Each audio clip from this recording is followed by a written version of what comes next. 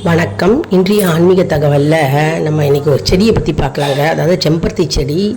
இந்த செடி எல்லார் வீட்லேயும் கண்டிப்பாக இருக்க வேண்டிய செடிங்க. இது தொட்டிலையும் வளர்க்கலாம், கிரவுண்ட்லேயும் வளர்க்கலாம். அதாவது முருகப்பெருமானுக்கு உரிய இந்த செம்பருத்தி பூக்கள் செவ்வாய்க்கிழமை அங்காரகனுக்கு வைக்கலாம், முருகப்பெருமானுக்கு வைக்கலாம், அப்புறம் அம்பாளுக்கு வைக்கலாங்க. அம்மனுக்கும் இந்த பூ உகந்த பூக்கள். அதனால் செம்பருத்தி பூச்செடி எல்லார் வீட்லேயும் வளர்க்கலாங்க, ஈஸியாக வளர்க்கலாங்க. செவ்வாய்க்கிழமை அன்றைக்கும் சரி, வெள்ளிக்கிழமை அன்றைக்கும் சரி, அம்மனுக்கு முருகப்பெருமாளுக்கு நம்ம இந்த பூக்களை வைக்கலாம். எல்லா தெய்வங்களுக்கும் இந்த பூக்களை வைக்கலாம். செம்பருத்தி பூனாலே மிகவும் ஒரு ஆன்மீக மலர் அப்படின்னே சொல்லலாங்க. செம்பருத்தி பூக்கள் நம்மளுடைய ஹேருக்கு ரொம்பவே யூஸ்ஃபுல்லாக இருக்கும். அதாவது ஹேர் திக்னஸ் கொடுக்கும். இதை அரைச்சி நம்ம தலையில் பூசி ஒரு 15 நிமிடம் கழித்து நம்ம குளித்தோன்னா நமக்கு தலையில் நல்லா ஒரு மாய்ஸ்சரைசராக இருக்கும். அது மட்டும் இல்லைங்க, நம்முடைய தலைமுடி நல்லா திக்காக நல்லா கருன்னு வளர்கிறதுக்கு ரொம்ப யூஸ்ஃபுல்லாக இருக்கும். மற்றும் இது கோவிலுக்கு கொண்டு போகலாம், மற்றும் அர்ச்சனைக்கு வீட்டில் நம்ம பூஜைக்கு பயன்படுத்தலாம்.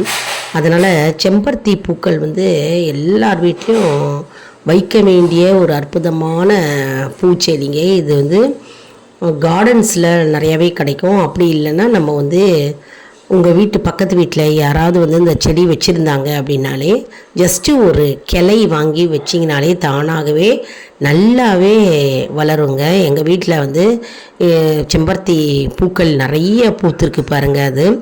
அதாவது இந்த சீசன் பூக்கிற சீசன். வெறும் தண்ணி மட்டும் ஊற்றினா போதும். காஃபி பொடி சக்கை போடலாம், டீ தூள் போடலாம், மற்றும் காய்கறி கழிவுகள் போடலாம். நல்லா வளரும். உரமாக ரொம்ப பிரமாதமாக வளரும் இந்த செடி பூச்செடி. இது பராமரிக்கிறது ரொம்ப ஈஸிங்க. மற்றும் எந்த பூச்சியும் வராமல் நம்ம இதுக்கு தயிர் கலந்த மஞ்சத்தூள் போட்டு நம்ம ஸ்ப்ரே பண்ணோன்னா எந்த பூச்சிகளும் வராது. எல்லார் வீட்லேயும் ஈஸியாக வளர்க்கலாங்க. அதாவது கார்டனிங்கில் இன்ட்ரெஸ்ட் இருக்கிறவங்க இந்த பூச்செடியை கார்டனில் கூட நீங்கள் வாங்கி வைக்கலாங்க. வேரோடு வைக்கலாம். தொட்டியில் நல்லா வளரும். கிரவுண்டில் வச்சாலும் நல்லா பெருசாக நல்லா பெரிய செடியாகவே இந்த பூக்கள் வளருங்க. செம்பருத்தி பூக்களை நம்ம முருகன் வழிபாட்டுக்கு நம்ம பயன்படுத்துவோம், மற்றும் அம்மன் வழிபாட்டுக்கு நம்ம பயன்படுத்துவோம். இந்த ஒரு பூ இருந்தாலே போதும். நம்ம பூஜை அறையில் எல்லா சுவாமிகளுக்கும் ஒரு பூ வச்சாலே போகிறோம். நல்லா அப்படியே திருப்தியாக சுவாமியை கும்பிட்டா மாதிரி இருக்கும். நல்லா செக்க செவேன்னு நல்லா அருமையாக பெரிய பூக்களாக இருக்குங்களே.